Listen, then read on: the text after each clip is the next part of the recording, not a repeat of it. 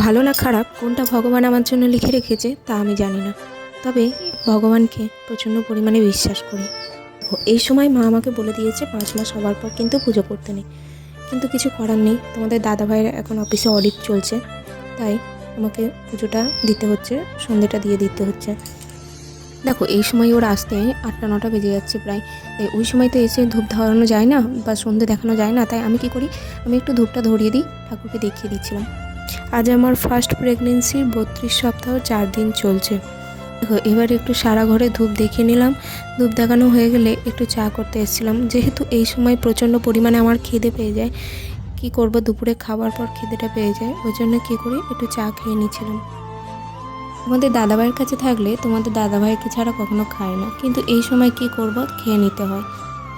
কী জানো তো, আমার মনে হয় আমার সি-সেকশন ডেলিভারি হবে, নর্মাল ডেলিভারি হবে না।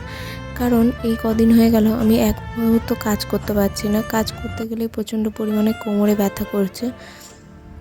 যাই হোক, যেভাবেই আসুক আমাদের সন্তান, সে যেন সুস্থভাবে পৃথিবীর আলো দেখতে পারে, আমি যেন সুস্থভাবে তাকে এই পৃথিবীতে নিয়ে আসতে পারি। তোমরা আশীর্বাদ করো আমাকে। দেখো আমি চা খেতে বসে পড়েছি। চা খেতে খেতে হঠাৎই দেখলাম যে তোমাদের দাদাভাই চলে এসছে। তোমাদের দাদাভাই নিয়ে এসছে ওই যে পোলিও কার্ড আর ডিসচার্জের লেটারটা নিয়ে এসছে। এরপর ওকে একটু মুড়ি খাইয়ে দিচ্ছিলাম, যেহেতু আমি মুড়ি খাচ্ছিলাম ওকেও একটু মুড়ি দিয়ে দিলাম মুখে।